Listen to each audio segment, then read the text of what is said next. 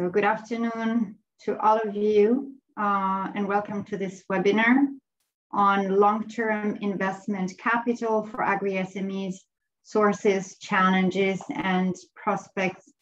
My name is Bettina Prato. I think I'm known to all of you, or maybe most of you.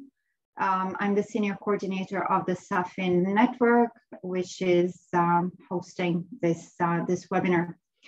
Today, we have with us, first of all, one of our steering committee members at SAFIN, Panos Varangis, who is the principal agricultural finance specialist of the Financial Institutions Group of the International Finance Corporation, and to whom I will give the floor in just a moment.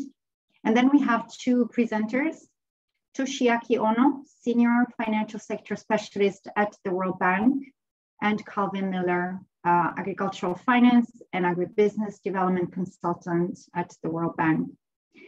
In the next hour or so, we will first listen to a presentation about recent research undertaken by the colleagues I just mentioned concerning sources of long-term investment capital for small-scale and medium-scale agribusinesses, and what sources of capital are provided, what types of capital are provided, for what uses, as well as some of the outstanding challenges and research questions that remain to be investigated around this particular agenda.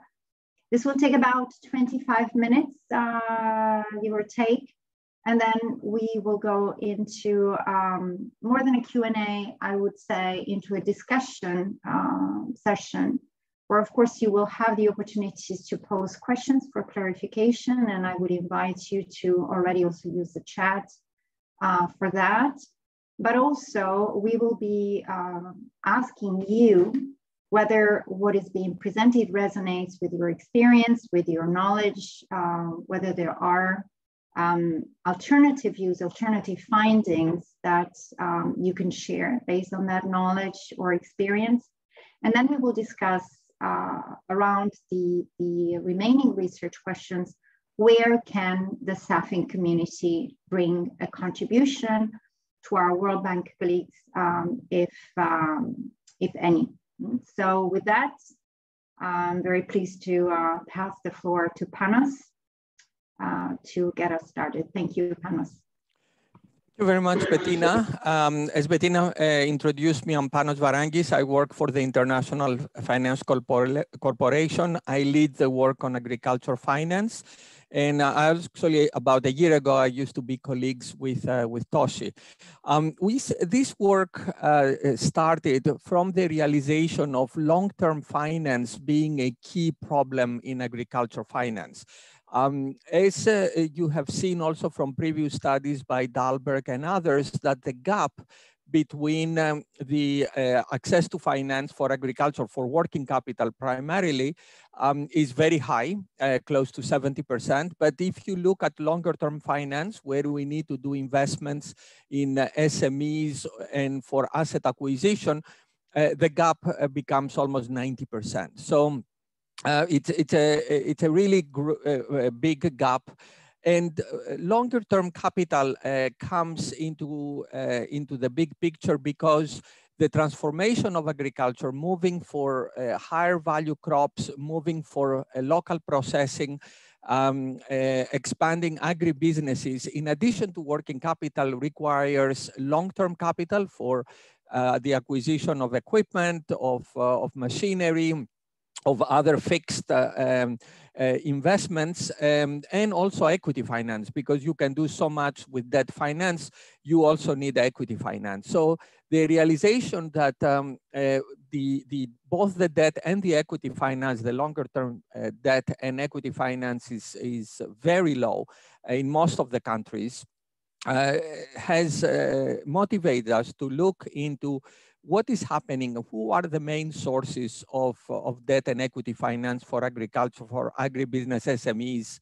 and farmers. And we look at the whole value chain, not just the farmers' investment in the farm, but what happens along the whole value chain post the processing, the logistics, who play an increasingly very important role in every country in the world. So this is the background and the motivation of this study. And I'm very glad that Calvin and Toshi, they took a very thorough look into this. I think it builds on an earlier study that they did when both of them, they were in FAO. And this is in a way some follow-up of this work study. So I will let Calvin and Toshi discuss the study and their findings. Thank you.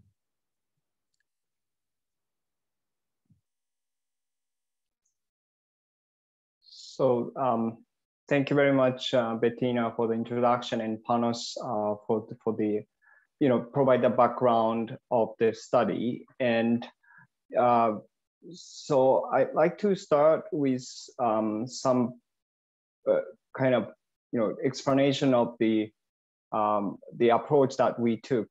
But if you could put the presentation, I think it's coming. So as Bettina said, the presentation will be about 25 minutes. I'm going to start off some background, some major observations, and then Calvin talk about the recommendations and some case studies. I will end the presentation with some research questions.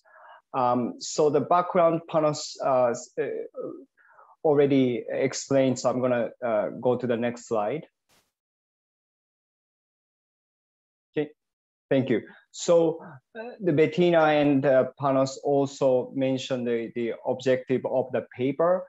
And with that, we did the desk review mostly. We collected information from literature websites, and we also contacted directly some of the long-term finance providers and reviewed and analyzed about 100 institutions from about 200 of the long-term finance providers. They are 33 commercial agriculture development banks, 48 investment funds, and 19 agribusiness companies. And the publication, this study is already available at the World Bank website. You can find the link to this publication in the webinar announcement. If you cannot find it, please let us know through the chat box here. I'll be happy to share the link. And the study also has 5 in-depth case studies, and we will talk about some of them in this presentation. Please go to the next slide. So in this slide, we wanted to first describe the major investments which require long-term finance. And these are represented by these blue boxes that you can see. They are across the different segments of the value chain and different projects around related investments, infrastructure, equipment, and expansion. Please go to the next slide. So in response to these demands or projects, these 3 large categories of long-term finance providers provide long-term financing.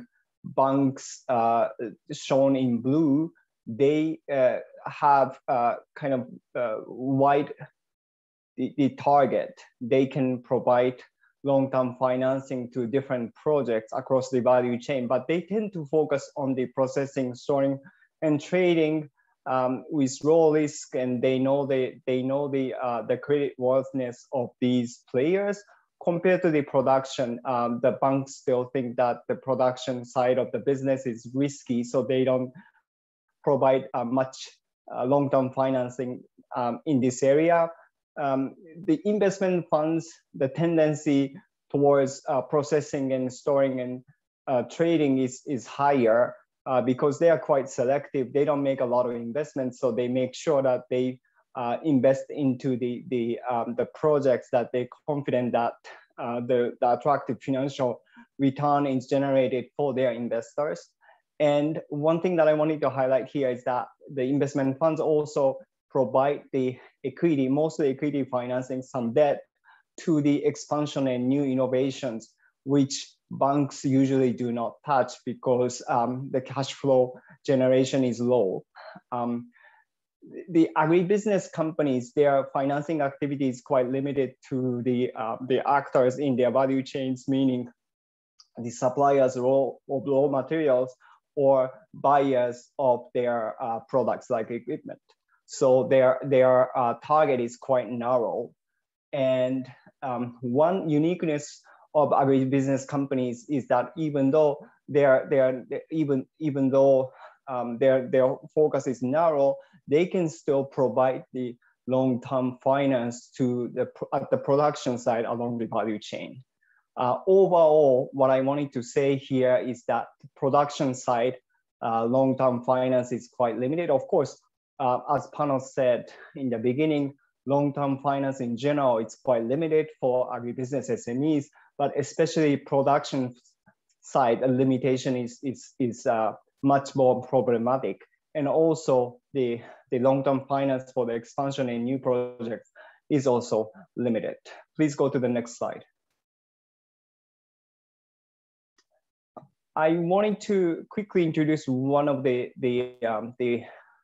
data that we collected. You can find many of these data in the publication, but this is the data related to commercial banks and development banks in terms of tools, instruments that they use. And as you can see, long-term debt is the main instrument that they use.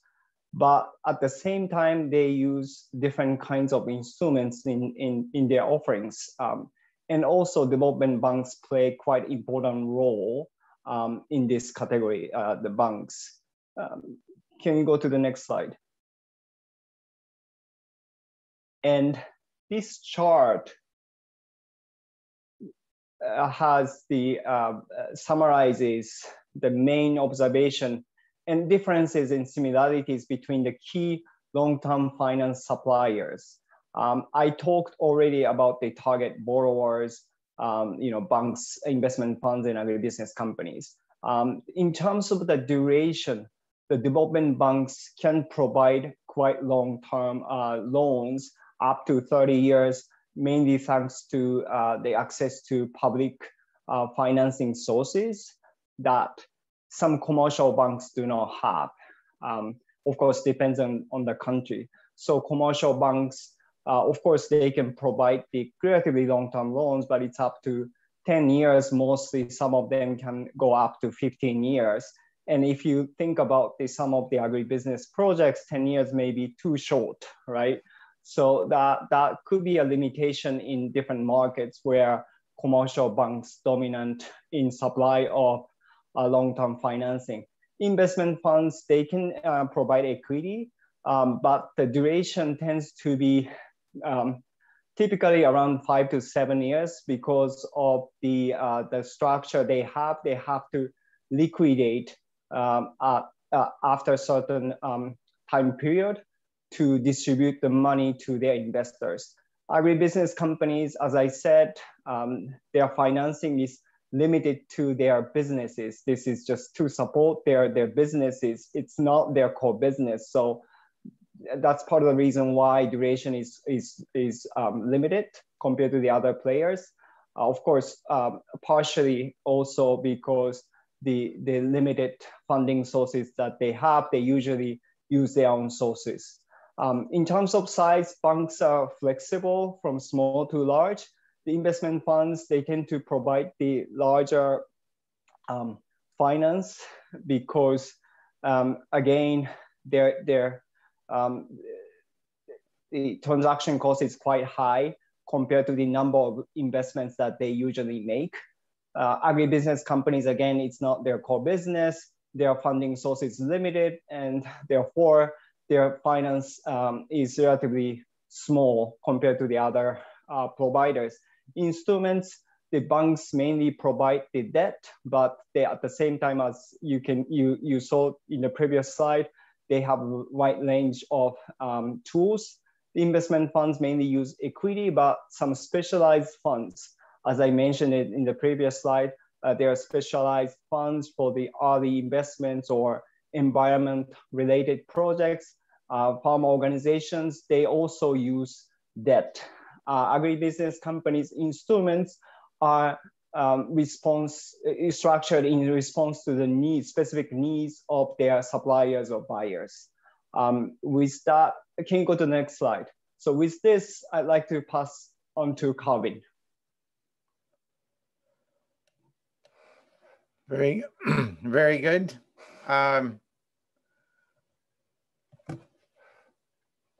We find, thank you, Toshi, for sharing about the different types of providers. Basically, between the commercial banks, agricultural banks, and other development banks, investment funds, and agribusiness companies, we cover pretty much all the bases of the suppliers except for recognition of one's own financing from reinvestment and family and friends and that kind of thing. So what have we found?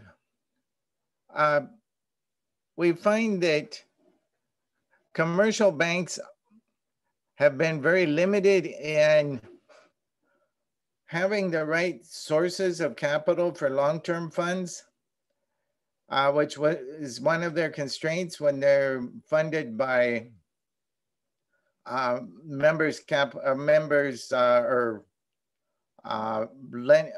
people that are depositing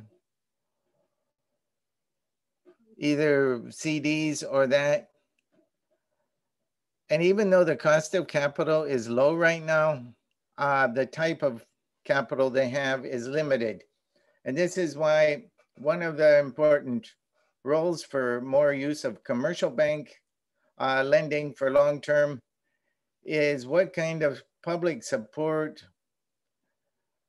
they can have through guarantee funds or sources of long-term capital from development banks or that to open up new avenues for them to lend on a longer scale. Agricultural development banks are the largest funder of long-term agricultural finance. They have the advantage of often sources of capital from government or from World Bank or IDB or IFAD or others. So they aren't as constrained by the type of funding they have. Some of those have very significant subsidies built in, either blended finance with support for capacity building or that, or interest rate subsidies. Many development banks also work as second tier. Here we were looking more at the first tier lending, but they play an important role for both of those. Investment funds, they tend to be not really small investments because they're often external or a lot of the capital is coming from external sources. And as Toshi said, their sources of capital are different.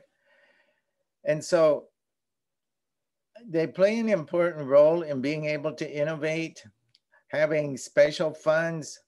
Many of those also have blended finance mechanisms where they have two tiers of investors, some social investors together with commercial investors. And this opens up avenues for them to reach some of the producer organizations and agribusinesses that are not very attractive for commercial bank lenders. Overall, their amount of lending is not as extensive, of course, as the ag development banks. And they have a higher concentration in Africa than in Asia, for example. Agribusiness companies, their role in long-term finance is increasing. it was surprising to see how much it's increased. We've always had long-term financing from like plantation companies with their vested interest in, building up plantations, which are a long-term investment. But longer-term leasing has really grown as well. The cost of irrigation schemes or larger equipment that must be paid over, that is for 3 to 5 years, is also much more common than it used to be. Another lesson to highlight is technical assistance and guarantees are very important for all of the long-term investors, and we don't want to minimize the role in that. Guarantee funds have grown significantly over the last number of years and have tended to improve. We don't show in the document a lot of the financial data and returns, partly because the information is all over the board, but there are a number of quite good models and examples coming out of many of the countries. The other thing to mention, the role of the enabling environment, being able to structure loans so the banks, for example, are not penalized by having, like with guarantees, they can get around some of the limitations they typically have on their sources of capital and aren't penalized by banking regulations for not having Basel type of reserves. And this is an important enabler in the situation. Another enabler is the structure for following up on bad loans. Are they able to do it or not? How easy is it? And so enabling environment, we also found as a very important support for long-term financing. The longer the loan, the more this becomes important. Next slide.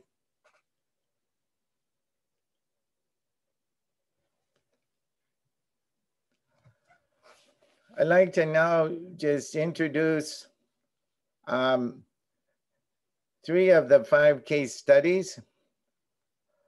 We'll highlight 2 of those slightly more. One is I'd like to highlight the more in-depth case study of the Bank for Agriculture and Cooperatives of Thailand.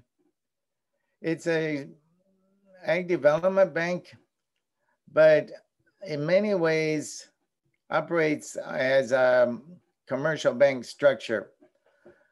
A lot of their funding are the vast majority coming from deposits and that kind of thing, and a lot of independence. But what they focus on is a 3-tiered approach. They've adapted a value chain approach for all of their lending. They focus on giving a significant number of longer-term loans for SME agribusinesses. And those are the drivers of their whole strategy. Then they work with value chain linkages for high potential borrowers and farmers.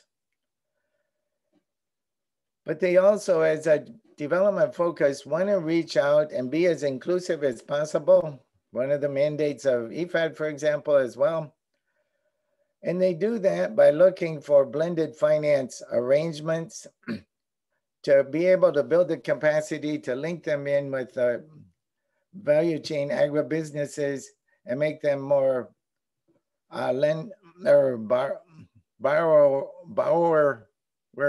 ready for borrowing. And this includes extension, capacity development, guarantee funds, and the like. So overall, their results are very good in terms of longer term lending, allowing the people to have longer term repayment capacities, as well as very low non-performing loans and loan losses. I encourage you to read their model and see how it can apply in other countries. I think I'll move on to the next slide. Next slide, next slide, please. Investment funds often focused on trade finance. Some are equity focused. On the case study, we focused on a fund, Fair Trade Access Fund, run by INCOFIN, that had a mandate or has a mandate for long-term financing to producer organizations. So going into this, they knew this would be a tough role to deal with. How have they done? How have they made it successful? First of all, they found that trying to lend 50% of their overall portfolio in long term was really not doable. So they're around 30%. So that's an important finding. So combining long-term and short-term was important, and a lot of their long-term financing comes from first building the relationship and history and confidence with short-term lending. Then they have risk diversification. Some of the things are trade finance, strong contracts, close monitoring, experienced staff in agri-lending. They also have a small technical assistance support fund for building initial capital to be able to extend their results further. Next slide.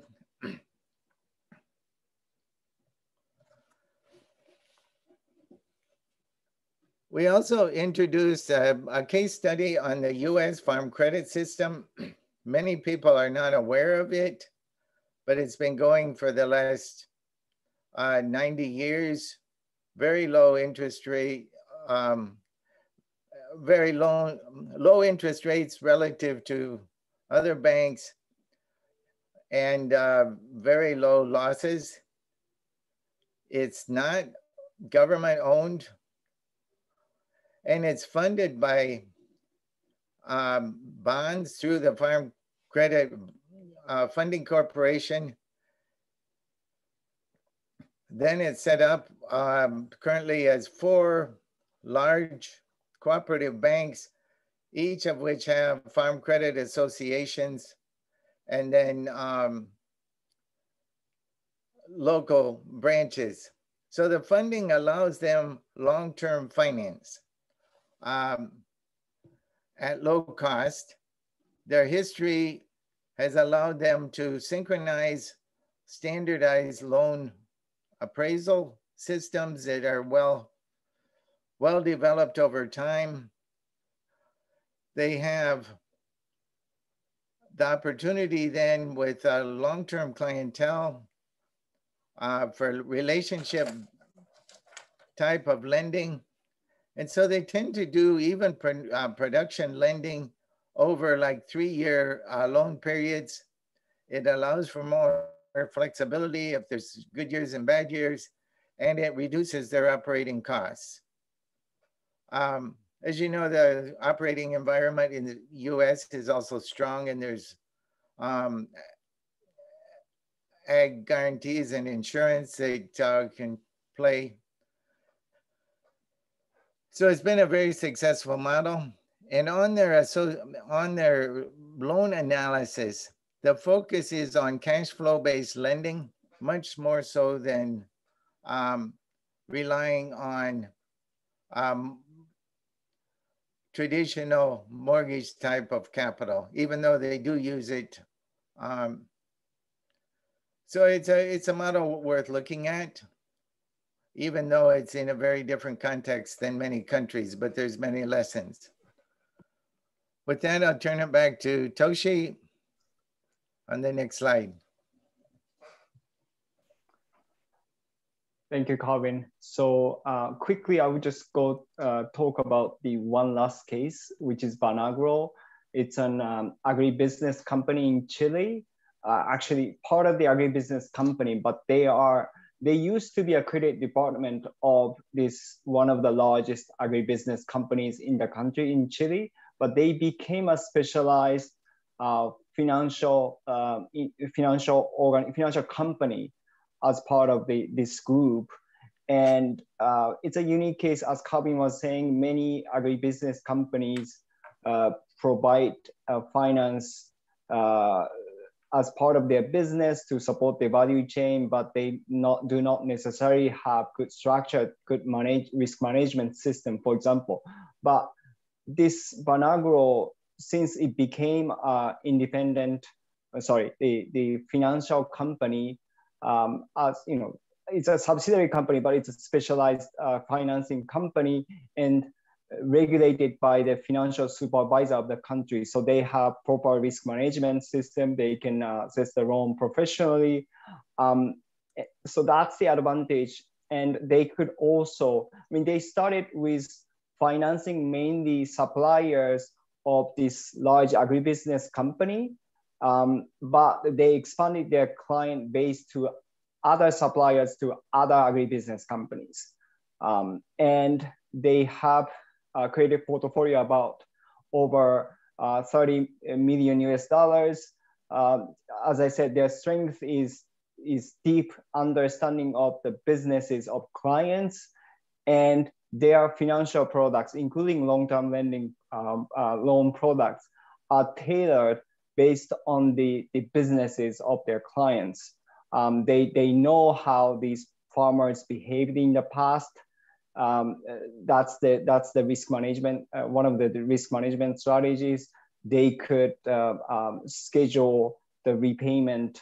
They could structure repayment schedule accordingly. So that's the key strength of the Bancogro. The challenge is they lack sufficient sources of long-term finance. They started with their own funding, the funding of this group, the large agribusiness company. Now they rely heavily on the short-term credit lines from banks. So therefore, as a result, their finance tend to be more expensive than the commercial bank lending. But their clients, small and medium-sized farms, they do not have access to the commercial finance from banks. So I mean, there's a role of the Bancogro to play, even though their finance is a little bit expensive. And also the other downside is that because they are relying on the short-term credit from banks, their long-term loans up to 5 years is not perfect for some of the investment projects that their borrowers have. But anyway, you can find more information of this case, and you can find the more insights in the publication. Please go to the next slide.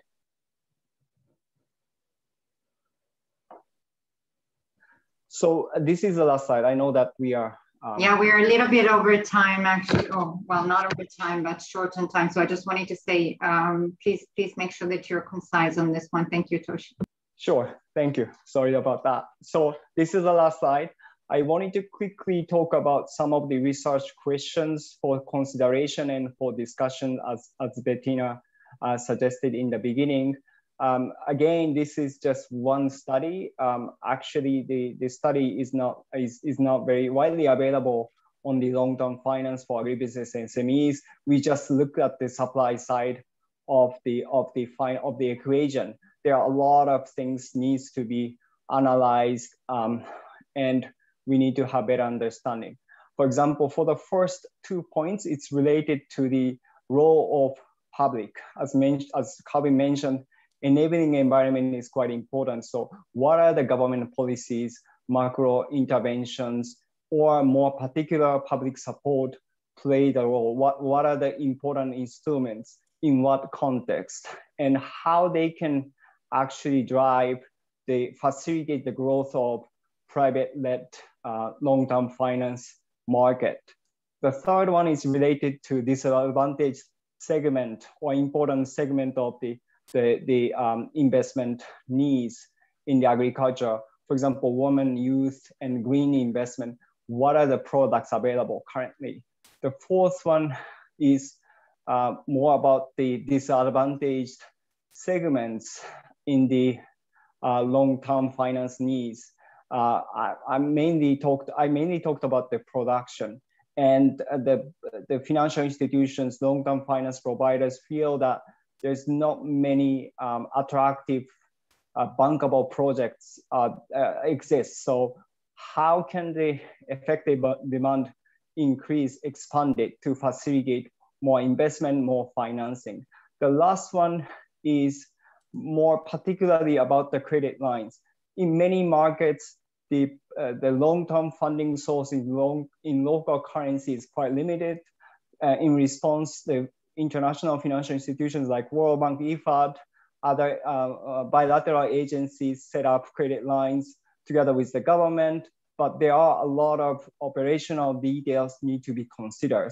So that's something, more research would be useful for the development experts. But with that, I'd like to finish our presentation. Thank you very much. Thank you so much, Toshi. Thank you, Calvin, for this. Actually, if possible, I would like to just leave this last slide on screen. If not, I will just pull it up on my own. Thank you for this. So I want to just spend really very, very few minutes on maybe 5 minutes. Let's see how it goes. Addressing any questions or comments in terms of whether the findings generally resonate with your knowledge or experience, or whether you heard something that seemed odd or seemed at odd with your experience and knowledge. I take the opportunity to ask a question while we see if there's others that also have a question. No, actually, I do not take that opportunity because Songbei from USAID already has his hand raised. So Songbei, I come to you first. Okay, great, Bettina, thank you. I'd seen that earlier report that I put the link in, had not heard about this one. So really, thanks again for bringing it to my attention. Just a couple comments and question if they have time to answer, but can follow up later if not. Definitely, we see a need for long-term finance. At the same time, I think there are some very recent examples where we see it coming to the market. One that we don't hear, I haven't heard as much mentioned, but USAID directly supports is the Farm Fit Fund. And that is providing long-term capital supported by IDH. The other two areas where I see long-term financing coming in for ag is around, I guess one would be climate change. And I don't think I heard it mentioned, but that just seems to be a big driver for, you need to have long-term finance versus short-term trade finance to have more of an impact, usually around climate change. So we are also, USAID is looking at supporting a new fund that's long-term ag focused, but with the climate change, focusing on climate change. And the third example I'll give is nutrition. So USAID is also supporting the setup of a new fund that would focus on local value chains with food security and nutrition as a focus. Again, a lot of the short-term financing is going to be done for export crops, and the interesting, which lend themselves to short-term lending. And the interesting point I wanted to make there is that they have to go longer than they expected because they needed to charge a higher interest rate to make up, for the challenging economics of the fund. So my question, sorry for that long intro, but my question would be very specific and self-interested. Out of these different actors in the market, what role do you think would you recommend that USAID focuses on? So we'll take this question, and I also want to thank you, Songbei, for it. I also want to read the question. I think, is this from Frank Rubio? It's from Frank. I think it's Frank R. Yes, Bettina. Frank here, thank you. You appear as Frank R, so I thought it may be you. So one particular question that IFAD is currently grappling with is finance for, we're talking about long-term finance, but specifically for farmers organizations, farmers groups. And so the question is, can you comment a little bit more on successful experiences in the provision of long-term finance to FOs, or experiences in making smaller or unbankable cooperatives or farmers organizations bankable? Yeah, because for example, you speak about INCOFIN, the INCOFIN case, but it seems that the farmers organizations that they support are more among, you know, the more advanced and the more developed. So one question about long-term finance and farmers organizations, especially those that are less developed or smaller or focus on value chains. And I guess that is your question for also for further research here. And the second is about USAID's role and what you recommend given what is already in place or being launched, etc. Where should they put their focus? Thank you, Bettina. So I would just try to respond to the questions, and then Calvin, I'm sure he wants to come in, especially for the investment related to the farm organizations. But thank you very much for the first question, Sombae. Sorry, I'm not sure if I'm pronouncing your name correctly, but the climate investment related to the climate smart agriculture, green projects, these are really important, and the interest has been increasing because of the issues that we are seeing every day in the news. And this is one of the as Panos mentioned, long-term finance is really critical for the transformation. Transformation includes the agriculture becoming more climate resilient. So definitely this is one of the areas that we take a close look at. And I'm sure, I think Panos can explain a little bit more in the closing, but IFC, for example, has been doing a lot of work for the climate smart agriculture related investments. And this is actually one of the research questions for consideration that you can see in this slide. In terms of the USAID's role, of course, the financing or involvement support for these specialized investment funds to provide to invest into the specific project. I think this is really excellent area, especially for the new areas in the market, such as climate smart agriculture, nutrition, and this is really important role that international agency or development agency like USAID can play. One thing that I wanted to highlight is the demand side. As one of the issues that the publication emphasized is that there are not much viable projects out there. And so the demand side support, non-finance support is quite critical. And that's the area, of course, USAID has been playing quite important role in many markets, but that's the area that we should pay more attention to. But Calvin, I'd like to invite you to answer the questions. Thank you. Thank you. And thanks for reminding us again on the climate change, Songbai. Toshi had briefly alluded to it, but didn't use the term climate change in sharing some of the findings. We did find quite a few and a growing number of environmental funds focused on climate change issues. It is a long-term financing area. And Panos and I were both involved a number of years ago with IFC and GIZ on looking at climate smart investment for agri-SMEs. And what we found then was there weren't that many examples, and most of them had a heavy subsidy. And this brings us back to the whole issue of risk and how can you mitigate risk, or either through blended finance approaches and guarantee funds or a combination. And under the low interest rate scenario of the world, cost of capital is less important than risk mitigating components for expanding long-term finance. In regards to Frank with producer organizations and farmer organizations, as Toshi mentioned, the problem is demand and building the capacity of organizations. Fair Trade Access Fund tracks this very closely. A few other funds do as well, but many are not investment ready. Two ways of working at this, I'll just give two examples.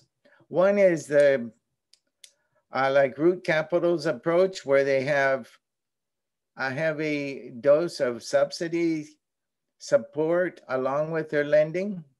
The second is we found that working with some of the agribusiness buyers that are closely linked with producer organizations sometimes was the most viable option for actually being more inclusive, even though it may not seem self-evident. But even in some countries like Colombia, investment funds or even others cannot go directly to producer organizations. And so if you want to reach more producer organizations, like there's a lot of mid-sized coffee organizations, it's in some cases, the best way to reach them is working with their agribusiness value chain partners. Thank you. Thank you so much for this. I think, you know, there is always going to be the possibility to follow up with the authors if perhaps through Panos, since he's formally part of the SAFIN network, if you have follow-up questions. But I wanted to slightly switch gears and reflect on these research questions for consideration. I want to understand whether, particularly from the SAFIN side, but you know, all the participants are welcome to also express their views. Where do you see a priority in terms of the immediate follow-up learning agenda? Obviously, World Bank IC colleagues are going to be following up independently, but you know, where from our perspective, also as partners, as participants, as stakeholders in this conversation, where do we see the priorities in terms of bridging some of the existing knowledge gaps? I think the questions I've heard suggest that we do have interest in the question of effective demand, of expanding effective demand, particularly on the cooperative side, but also maybe in looser value chains. So, you know, for companies that operate in the kind of market or value chain environments where it's not so easy to use contracts, to de-risk investments, particularly for the longer term. What about the others? You know, for example, on my side, I know that a few SAFIN partners are taking forward this initiative in support to public development banks.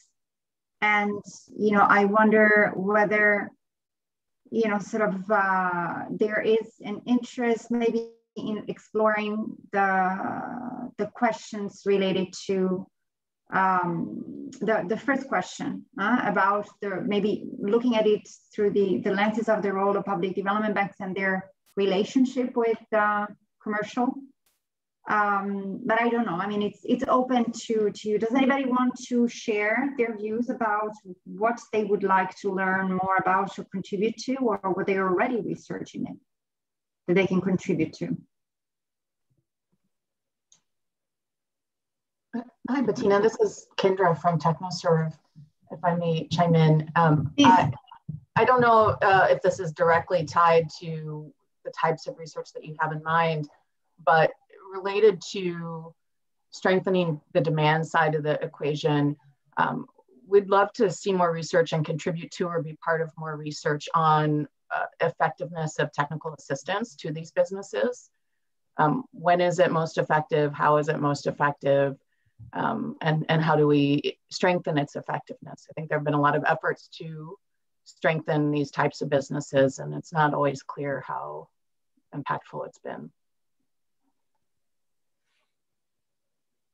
Thank you, Kendra. So this is also around question 4, I suppose, to sort of really strengthening the effectiveness of demand, so capacity to effectively express and a demand, and also use finance as well. Any other views? Hey, Bettina, it's Dan here. It's kind of building off of what Songbei said, but if the kind of finding assumption here is that we need public finance to underpin the long-term risk of doing long-term finance, it seems like we need to come up with different ways of finding an allocation within national governments, or kind of finding a way to justify that public financing. And I think with to the climate adaptation and mitigation conversation, I would think that is a good channel for that, especially if some of this long-term financing is required in order to, say, do tree crop renovation rehabilitation, which also has a tie-in with climate, or if it's about transitioning practices or building new facilities that might be more climate resilient. It seems like there's a kind of a marriage of the kind of climate financing conversation with the long-term ag financing conversation, particularly in terms of sources of public finance for that.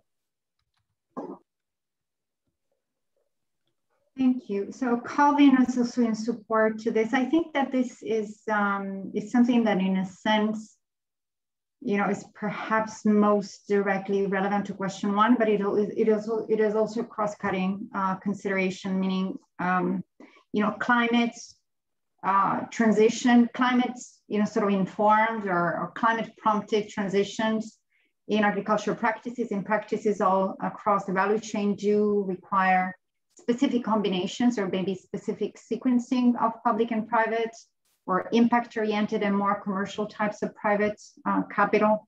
So maybe it's worth also unpacking a little bit, maybe the first question, to take a specific climate lens to it. I see that there is another comment about the provision of long-term funding. I'm the only one who can see it, so I will just paraphrase. So one of the participants saying his concern is about the provision of long-term financing to MSMEs, particularly for the missing middle financing in Africa. And in particular, those that are operating within domestic markets, sort of that don't actually have much market exposure. As I think this goes back to the question of the less developed agribusiness SMEs and expanding the pool of investable SMEs in value chains that are not the typical, coffee and such chains. So thank you for this. We only have 3 minutes, so I want to ask if anyone else has a preference, a contribution in terms of the research questions that we think are, priorities, or where we think we would like to contribute. I know Songbei would like USAID portfolio to be looked at to expand demand. So that's noted. But unless there are others, I would like to ask the presenters, but also Panos, to react to this. Maybe, I don't know, Panos, do you want to just start, since you work closely with Toshi and Calvin, or otherwise they can also come in. I put it in your hands. Yeah. I think there are a number of issues that that there is a room to research from how can we and to me there are two primary issues. I think that the bigger issue is the issue of the risk. Because going longer terms, you do have you do face a greater risk. It's a very different risk profile. The other issue is what Calvin also mentioned, which is the issue of availability of longer term finance. But I think that's a relatively easier issue. And this is where the role of development financial institutions can come in, because one of our mandate is to extend maturities. One can argue also that is also that we can take a greater risk, but the problem is that if we go through financial institutions in the countries, these financial institutions may not, even if we provide the longer term finance, they may not be comfortable with the risk profile of longer term investments. So that I think is a key issue. And the other issue, of course, is the equity, because the banks or the microfinance institutions are not equity investors. So we need and no matter when you push longer term finance in terms of debt, you still need to have some equity. The equity to longer term debt ratio has to have some kind of a relationship, and they can go hand to hand. So you cannot expand one without also thinking of how you expand the other. And these are my thoughts. I don't know, Toshi and Calvin. Yeah, thank you very much, Panos. I cannot agree more on the importance of the climate transformation related to the climate, smart agriculture and green investments. I think this is one of the very important area. I think it's increasingly becoming more important. So this could be one area that we could join forces and do some analysis eventually. But I'm not sure if Calvin wants to add something. I agree both with Panos and Toshi. And one of the issues on equity is agribusinesses or agri-SMEs typically don't like to take equity partners, which limits their opportunities. One of the ways around some of that has been the growing use of leasing for longer term leasing. But more needs to be done in this area. We didn't mention Islamic finance, but some of their approaches also, some of their instruments are conducive for longer term investments because of the shared risk and quasi-equity type of relationship in their lending. Great, thank you for these closing thoughts. I think we're going to have maybe some follow-up conversation with the IFC and World Bank team on this, as I think there are clearly some avenues of some areas of convergent interest. So we will follow up on that. I know that quite a few of us actually also have now to get on to another webinar that is starting right now. So let me just thank Toshi, Calvin, and Panos, as well as all of you who have participated, for being with us. Again, you have the link to the report. Go and read it. It's really worth the reader's time. And if you have additional thoughts that you would like to follow up on with us, or questions that you want to pose, please go ahead and do that. For now, thank you, everyone. Thank you. Thank you. Bye. Thank you very much.